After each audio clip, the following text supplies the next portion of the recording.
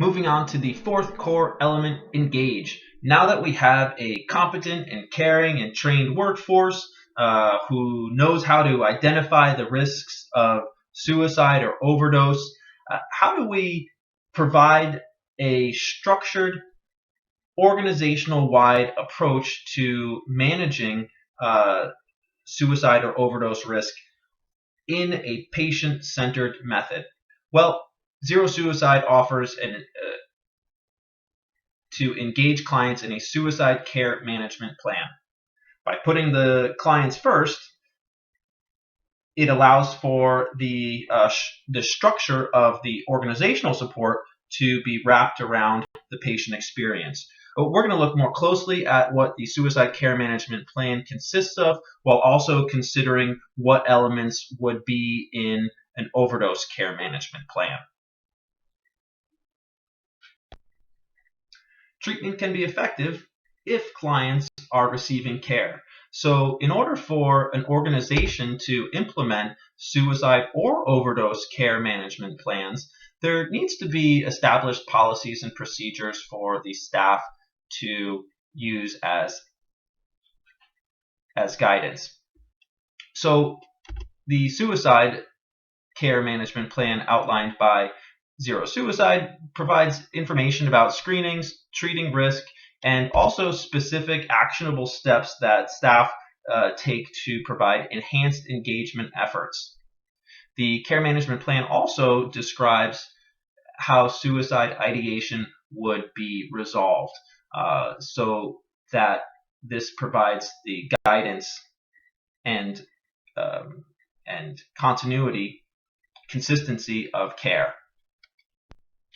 On this slide, we see a snippet from the Institute for Family Health's care management plan for suicidal ideation, the clinical pathways.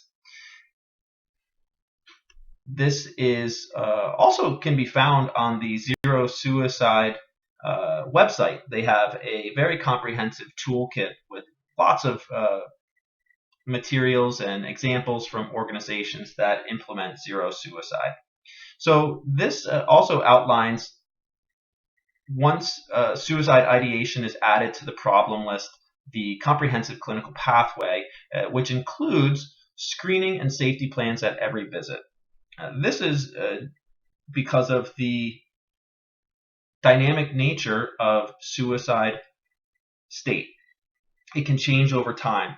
And by providing clear guidance that screening and safety plans are provided at every visit, it reduces complacency, that a clinician may assume that risk has not changed since the last time they saw a patient.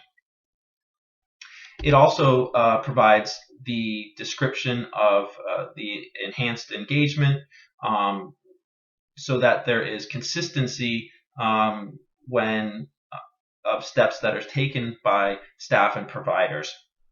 It also includes the pathway to resolve suicidal ideation from the problem list. In this way, again, adding for consistency, that there is clinical support, clinical supervision, that any one individual is not removing suicidal ideation from a patient's treatment plan without discussing with the other care team members. We're now going to talk a little bit about safety plans. And of course, safety plans have long been an intervention used for suicide risk, and they're shown to be effective. So some of the primary ingredients of suicide safety plans is assisting clients to identify triggers and warning signs, identifying internal coping strategies. Those are things that they can do without the help of others. Identifying and writing down safe social locations, places where to decrease isolation, as well as social supports, people they can reach out to for help. Professional supports, including crisis intervention like 24-hour crisis lines. And lastly, and very importantly, making the environment safe. This is also referred to as means restriction. So these are the primary ingredients of suicide risk safety plans, and we're going to look next at how these might be adapted for risk of overdose.